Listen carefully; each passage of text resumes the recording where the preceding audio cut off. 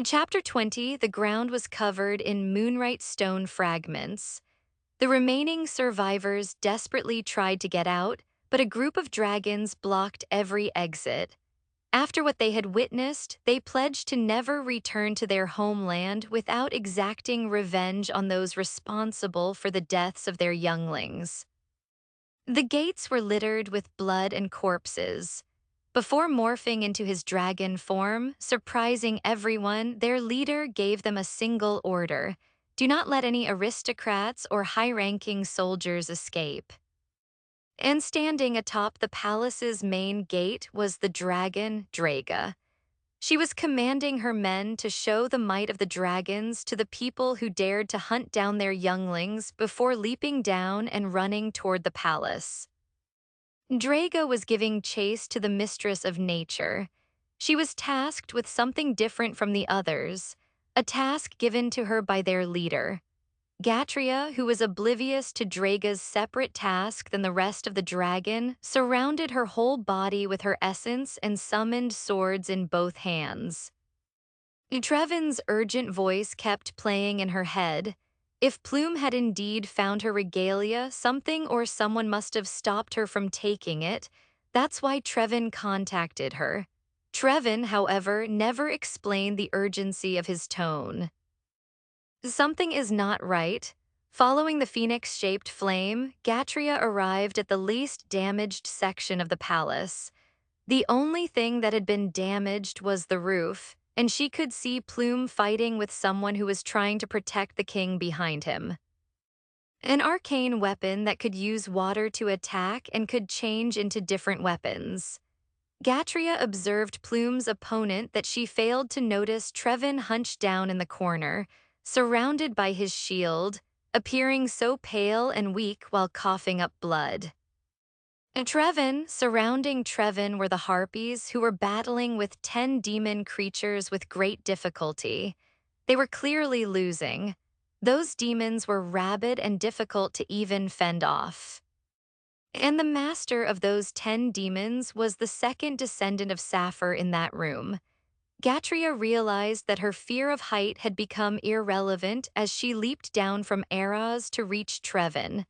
She landed on the floor with a resounding thud.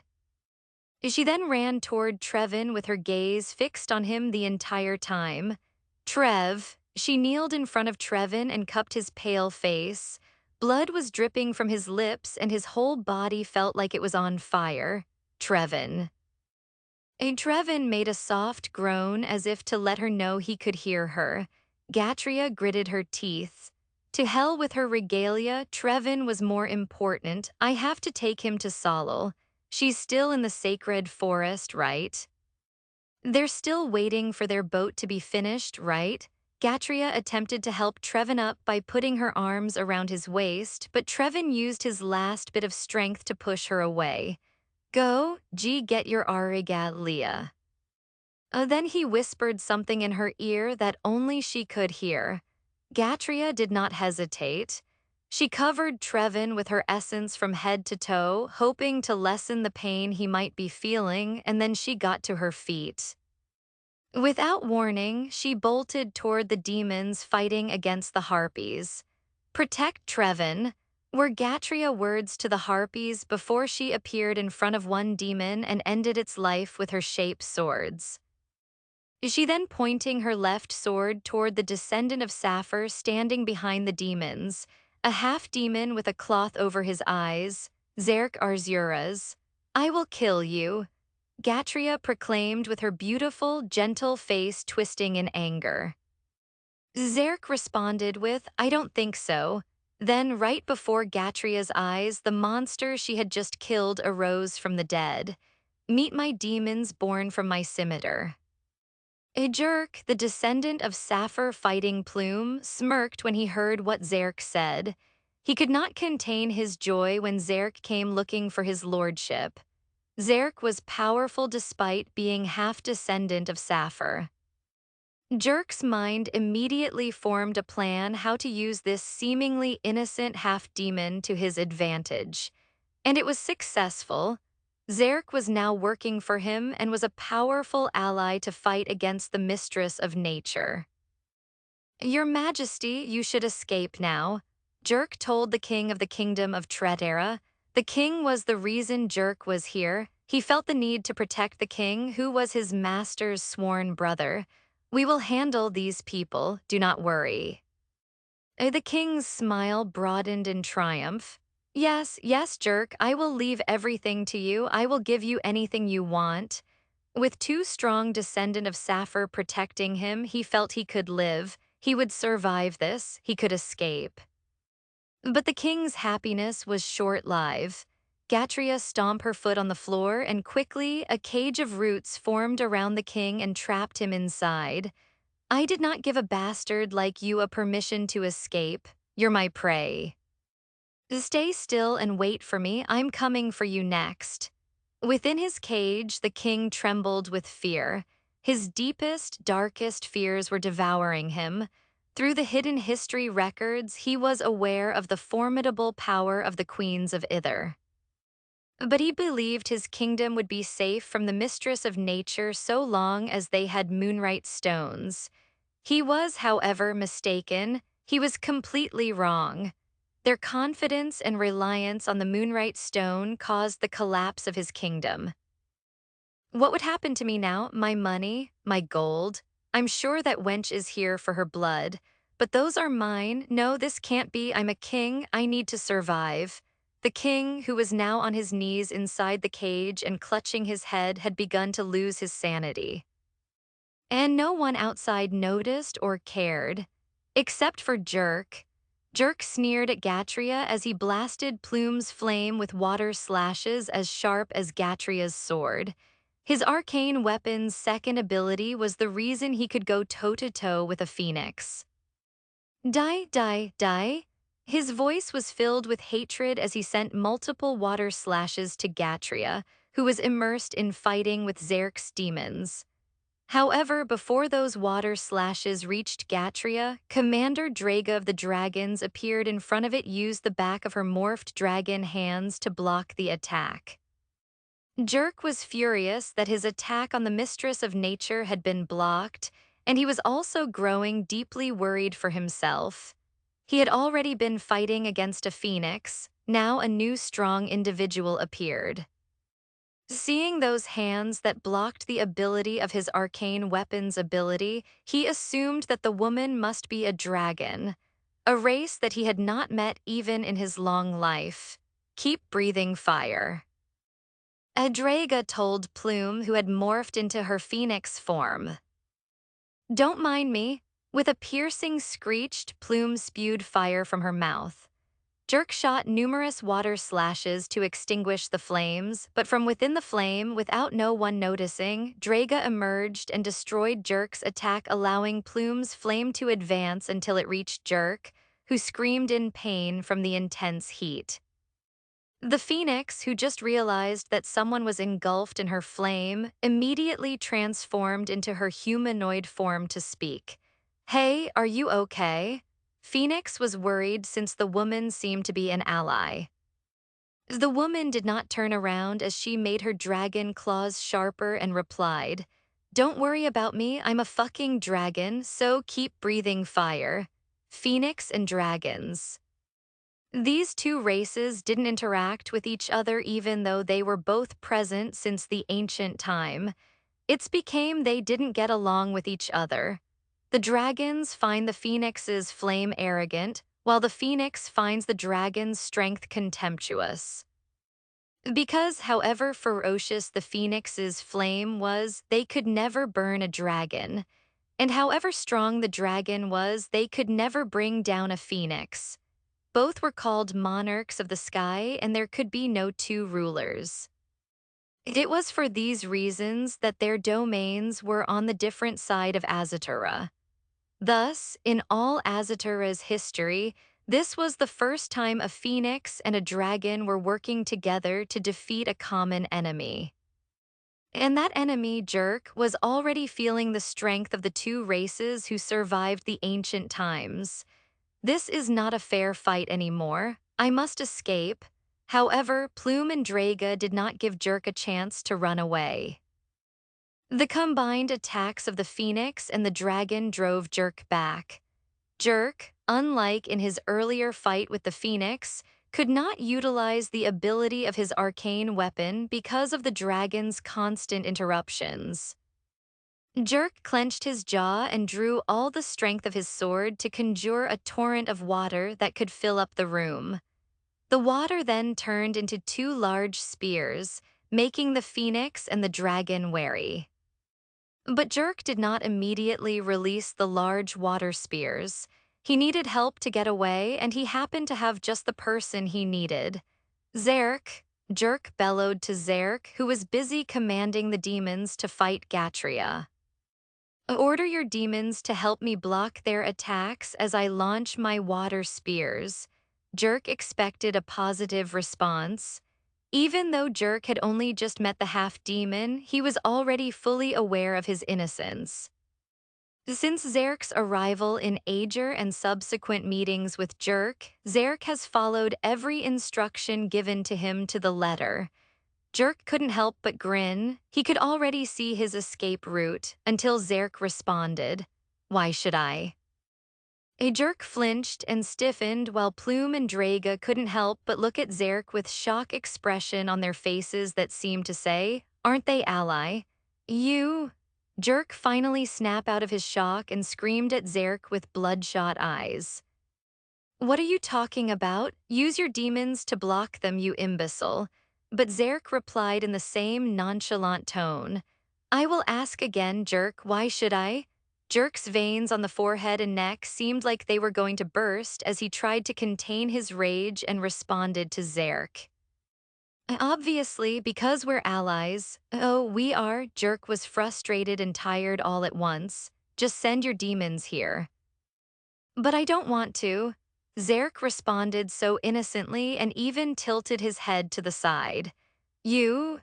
If only Jerk was not using the second ability of his arcane weapon, and if it did not take time to prepare, he would have used his first arcane weapons on Zerk to take control of his mind.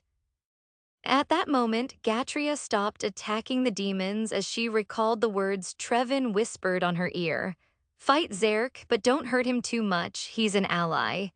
Gatria started to smile as she said just two words to Zerk, "Capture him." Unlike Zerk's response to Jerk, Zerk smiled and bowed to Gatria. "Yes, Your Highness." Jerk was in disbelief that his body took so long to react to Zerk's betrayal.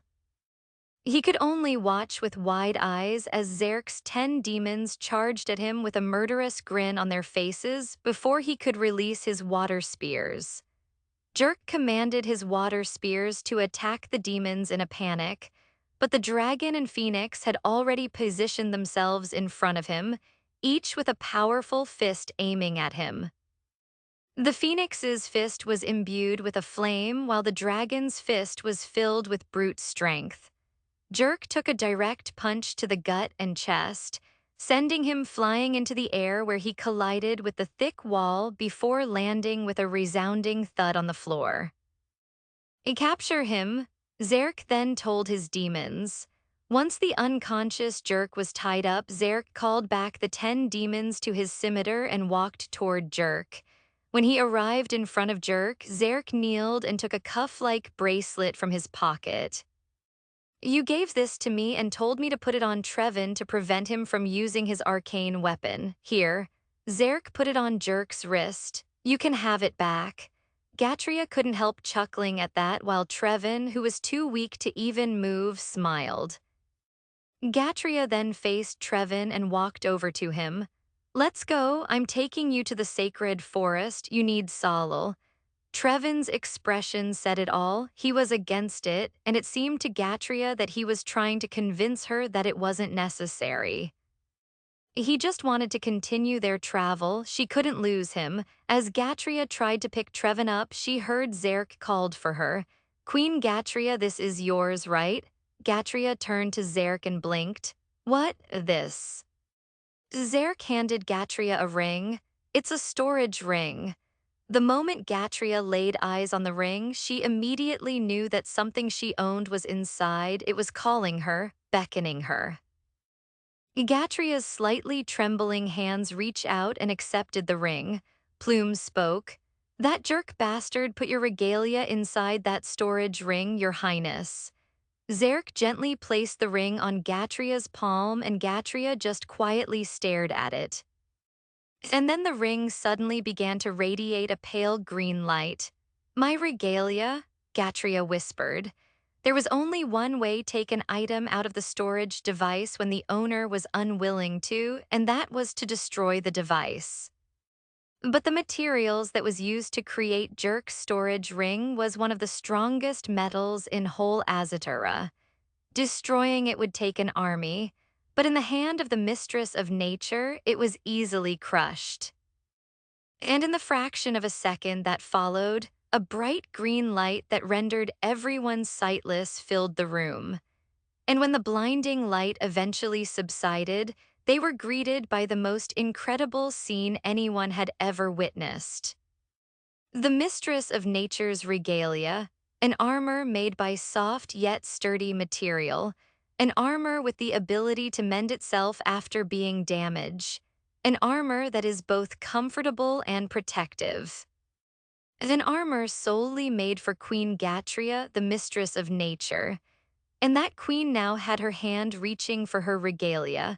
However, before Gatria could touch it, the regalia itself dissolved into a mist and surrounded Gatria. Then slowly, the mist disappeared into Gatria's body as if it had been absorbed. Gatria felt the blood of Nadir pulsing through her veins with excitement at the return of her regalia, despite the fact that the only noticeable change was the adornment of tiny flowers to her long, brown, wavy hair. Gatria smiled before facing everyone who had helped her. The faces of the harpies and the druids, who just arrived at the scene with Grath, brightened before thanking the mistress of nature. On the other hand, both the dragon and the phoenix were silent and lost in their own thoughts. That's when Zerk spoke. Let's go. Zerk was carrying Trevin on his back and holding Vago's enchanted bead on his hand. Gatria nodded at Zerk before turning to Grath. Vago is fast and could carry 3 people. Please protect Trevin. I will leave him with you in Zerk's care. Grath earnestly nodded. Go straight to the sacred forest and look for Solal. Egatria added, she'll know what to do once she sees Trevin's condition. I will see you there. Yes, your highness, Grath responded. Zerk meanwhile just nodded at her before calling Vago from its bead. Watching the 3 leave, Gatria faced the druids and harpies. How will you get out of Ager? The leader of the druid was the one who answered. Don't worry about us, your highness. We will disguise ourselves as humans again and leave Ager through the port. We will board a disguised vessel that was already waiting for us and the harpies. From the port, we will travel to the Harpies Island. We will bring him with us, he pointed Jerk. We will give him to a drow warriors who are waiting for us in the Harpies Island. Will you all be fine? Gatria couldn't help but worry recalling that there were sea monsters at the ocean. That lessened Gatria's worry. All right, but if anything unexpected happen, you may directly contact me through my communication crystal. Seeing the queen worried for their well-being, the harpies and druids left with a smile on their faces. As for the phoenix, Plume was standing stiffly in front of Gatria. Your highness? Gatria looked toward Plume. Yes, Plume was so nervous, but she forced herself to speak her mind even if there was a big possibility that her request may be rejected. Your highness, please, I beg of you, let me accompany you. I promise to not be a burden. I promise to work hard and be of use. Sure, Plume stiffened. Sure, you can accompany me. Plume blinked at Gatria as if she just heard something unbelievable. Truly, Gatria nodded and smiled. Didn't I say that I'm going to steal you from Solal? Plume had become speechless. Gatria then turned to Draga, but before she could ask what Draga wanted, Draga beat her to it. I want nothing, your highness. My brother just sent me here to help you. Brother. Egatria blinked in confusion at first until her gaze settled on Draga's golden eyes. "Oh, you're Drago's sister?" Draga nodded. "Yes, your highness, I am Draga." Gatria recalled how Drago helped her again. "Could you please, Draga had a feeling her brother would be very lonely, but she nodded. Of course, your highness, I will." Gatria smiled and Draga had to blink because she felt bewitched by the mistress of nature's beautiful smile. Draga could only nod mindlessly before silently watching the mistress of nature wield the roots to free the king, who was shaking in fear. Gatria scoffed at the sight of the terrified king before grabbing him by the throat and throwing him outside.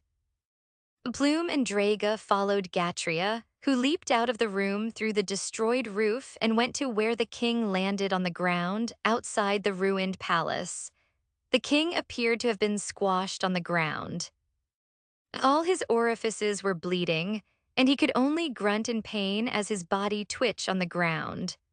The two who followed Gatria just silently watched the mistress of nature nonchalantly cut off the king's arms, followed by the legs with cold, merciless eyes.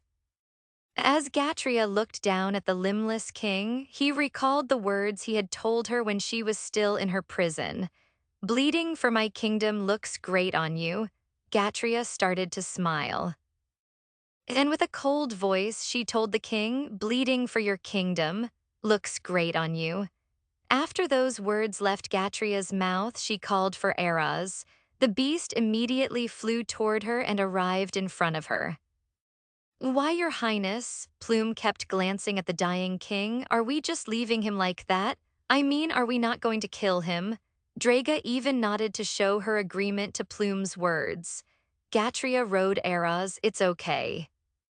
If he's lucky, someone might save him, but even my blood could not grow his lost limbs. And honestly, I want him to survive. I want him to experience what it's like to live a life without limbs to use and be a king without a kingdom and people." Plume gulped. "Without a kingdom and people, just like what happened to the Ithers queens. Let's go, Plume." Plume nodded goodbye at Draga before riding on Era's back. Before Gatria told Eras to take off, she spoke to Draga first. "Tell your brother I said." Draga nodded before respectfully bowing her head. She only raised her head after heard the basilisk rose to the air. After the mistress of nature turned her back on the now ruined kingdom of Tredera, she was unable to see Ruraris finally freeing herself from the wooden cage. But she was too weak to chase after Gatria. She could only shout in anger and promise to get her revenge. On the other hand, Kar and Drago had stopped fighting at some point. Drago was the clear winner, but he couldn't leave Kar behind after seeing the warlord dropped on his knees and screamed with so much despair while holding his head. Jerk's control over Kar had stopped after Zerk put the bracelet on Jerk's wrist. And now, Kar's altered memories were coming back as tears filled with despair fell from his eyes. CECELIBCC